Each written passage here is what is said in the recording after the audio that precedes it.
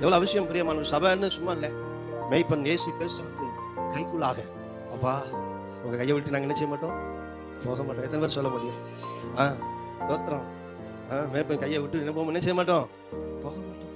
மேய்ப்பன் கைக்குள்ளே இருந்துக்கிடுவோம்னு சொல்றவங்க ஒரு ஆமீன்னு சொல்லுங்க பாக்க. இந்த மேய்ப்பன் கைக்குள்ள இருந்தா அப்பப்போ கவனிப்பான், அப்படியே பார்ப்பார். அந்த ஆட்டுக்கு என்னென்ன பிரச்சனையோ அதெல்லாம் பார்த்து பேணி அதை அந்த ஆட்டை பேணி சோத்திரம் நிறைய திரட்சியா இருக்கணும், நல்லா அந்த ஆடு வளரணும். சோத்திரம் அந்த ஆட்டுக்கு தேவையான அனைத்து காரியத்தையும் அந்த ஆட்டுக்கு கொடுத்து அந்த ஆட்டை அப்படியே பேணி காப்பாத்திடுவாங்க.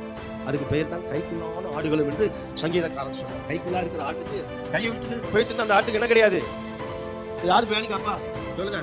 கையை விட்டுட்டு போன ஆட்டை யாரு பேணி காப்பா? ஆனால் மேய்ப்பன் கைக்குள்ளே இருக்கிற ஆட்டை மேய்ப்பன் பேணி காப்பார். ஹல்லேலூயா. சோத்திரம் சோத்திரம். மழை வந்து அப்படியே மழையில நனைஞ்சிடக்கூடாது. சோத்திரம். அந்த ஆட்டை அப்பப்போ பாவனா முடி வளர்ந்துட்டுனா முடியப்போ அப்படி வெட்டி விட்டு சரி பண்ணுவோம். பார்த்துருக்கீங்களா?